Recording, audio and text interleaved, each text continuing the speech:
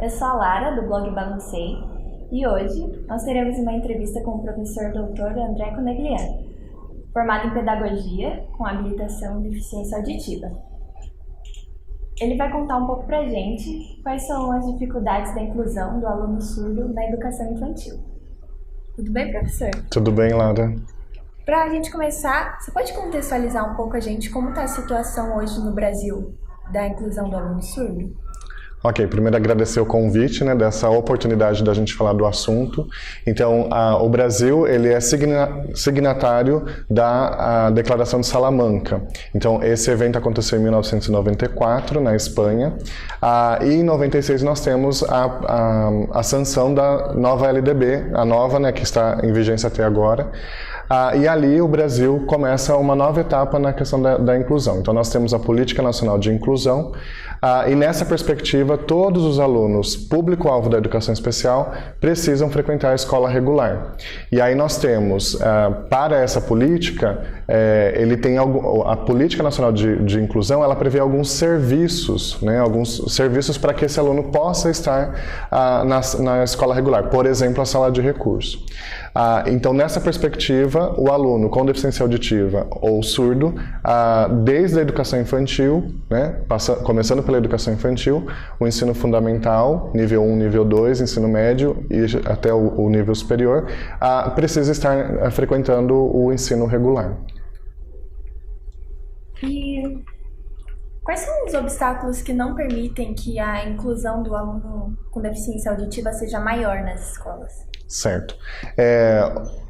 Para quem é da área da educação especial e especialmente da surdez, o pessoal da surdez ele sempre se coloca com um posicionamento contrário à inclusão, no sentido de a gente precisa distinguir as políticas de inclusão, a convivência do dito diferente, nesse espaço educacional, mas a preocupação, dos educadores, dos pesquisadores da área da surdez, esse posicionamento contrário à inclusão é porque estamos preocupados com uma questão primordial para que a educação aconteça, que é a questão linguística.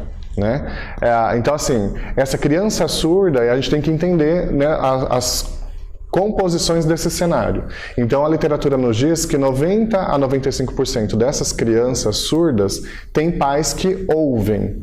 Então, a surdez foi um susto na família, entender essa deficiência, como funciona, mas eu tenho ali os outros 10 a 5% dessas crianças surdas que os pais são surdos.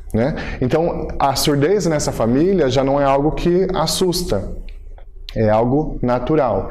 E essa criança cujos pais são surdos, ela tem a língua de sinais como primeira língua, então, linguisticamente, essa criança está muito bem resolvida, no sentido que a gente acredita que os pais sendo surdos, a interação vai existir, então essa criança ela está muito bem assistida em termos linguísticos.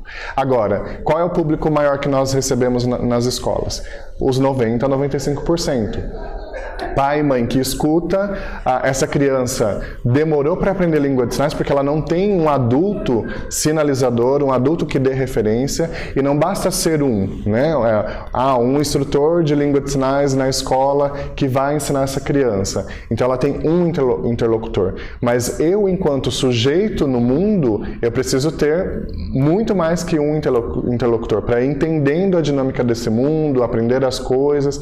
Então a grande barreira para a inclusão do aluno surdo é tentar distinguir a Política Nacional de Inclusão, tem ali as suas, como ela funciona, mas para o público com surdez, eu tenho que ter em mente que a questão linguística ela é primordial. Então, nesses espaços educacionais, eu preciso promover pessoas fluentes em língua de sinais, o instrutor surdo, o professor ouvinte bilíngue, e que essa criança possa interagir com essas pessoas e também com outras crianças, As crianças ouvintes também aprendendo língua de sinais para serem outros sujeitos que vão interagir com essa criança. Certo. E a seu ver, qual que é o melhor método de atingir esse ponto? Bem, então, a começar pelos cursos de formação de professores, então, assim, já é um ganho, né, desde 2005, né, o Decreto 5.626, ele prevê a obrigatoriedade da disciplina de Libras nos cursos de formação de professor, Pedagogia por Excelência, Letras e as demais licenciaturas. O único curso que é exceção, né, das licenciaturas nesse decreto é o curso de fonoaudiologia, por uma questão aí, né, o fonoaudiólogo, enquanto profissional, também tem um contato direto com o aluno surdo, ou no caso dele, com o paciente surdo. Então, os cursos de formação já estão pensando, né, nessa questão, mas a gente tem uma disciplina, né, e aí dependendo do espaço onde ela acontece, quem que é o professor responsável, é surdo, é ouvinte, ele vai dar um enfoque mais teórico, ele vai dar um enfoque mais prático, mas o importante nessa disciplina é levar essas questões para discussão. Então, um dos itens ali da legislação fala que o futuro professor precisa entender que esse aluno surdo, por exemplo, tem a língua portuguesa como L2, né, uma língua estrangeira.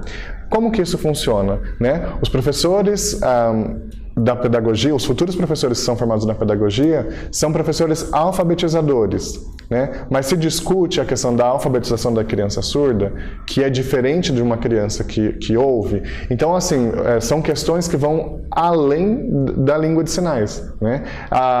Os cursos de letras, já tem uma outra disciplina proposta nesse decreto, além da disciplina de Libras, que no cenário brasileiro a gente tem ignorado nas universidades, é o ensino da língua portuguesa como língua estrangeira. Então, é uma disciplina interessante para os cursos de letras pensarem a respeito disso, para que os seus professores também, ao se formar, estejam conscientes de que ele poderá ter entre os seus alunos um sujeito que precisa aprender a língua portuguesa como uma língua estrangeira. Então, assim, o foco, acho que a gente precisa ter um foco muito grande aí, pensando nos cursos de formação, né, dos que serão professores, e, ao mesmo tempo, pensar em formação continuada, né? Então, ir até as escolas, os espaços, acho que primordialmente onde os surdos já estão, onde eles circulam, as escolas que têm sala de recurso, porque ali já terão profissionais que pensam sobre a questão, mas o que acaba acontecendo não só na área da surdez. Quando a gente fala em política de inclusão, as pessoas começam a te identificar, você é o profissional que sabe daquela deficiência, e eles acabam delegando aquela função somente para você e para os seus pares da educação especial.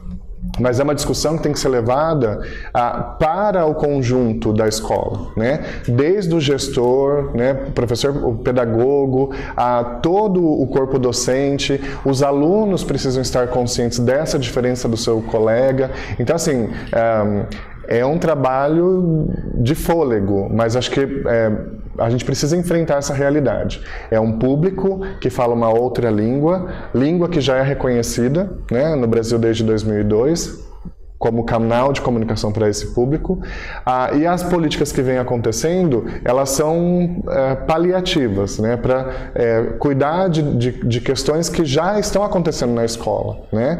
Então a gente acompanha em redes sociais, né, em N grupos de surdos que estão no ensino médio e ainda não tem intérprete, sendo que a legislação já prevê isso, né? Então e aí a gente entra numa outra discussão, né? A gente está falando de formação de professor, mas para que o aluno surdo, conseguindo sair da educação infantil, concluindo o ensino fundamental, chegando no ensino médio, aqui ele vai precisar do acompanhamento de intérpretes, né? Tradutor e intérprete de língua brasileira de sinais para o português. Quem forma esse outro profissional? Né? Então, nós temos cursos novos no Brasil, né?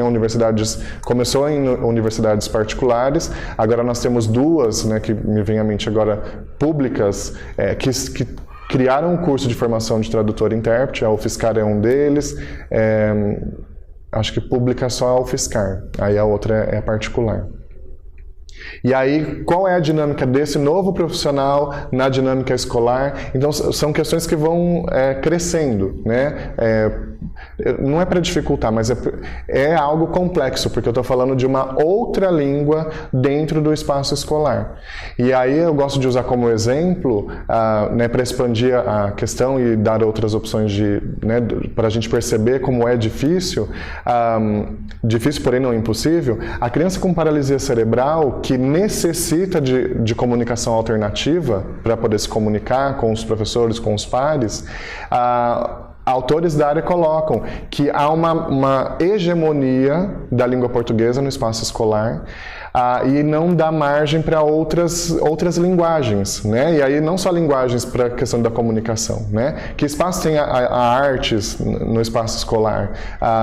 Enfim, então a comunicação alternativa e a língua de sinais, que espaço elas têm, né, no espaço educacional, se a hegemonia da língua portuguesa ela é muito forte. Então, acho que a gente precisa começar a desconstruir essas questões que estão postas, né, para que essas outras linguagens possam fazer parte do cotidiano escolar para qualquer criança, né? Qualquer criança vai se beneficiar de aprender língua de sinais, de aprender o braille, né, como código, de poder se expressar via teatro, artes cênicas. Então, são formas de linguagem que a escola, infelizmente, ainda não aproveita, né? É um foco muito grande no ter que ensinar a criança, ter que aprender a ler e escrever a língua portuguesa e não dá margem para essas outras linguagens.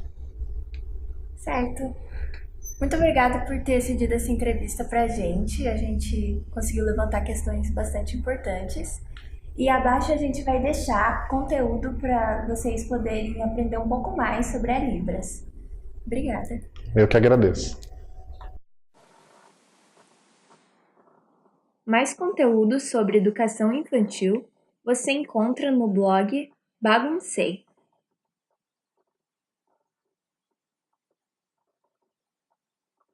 Obrigado por ter nos assistido até aqui e até a próxima!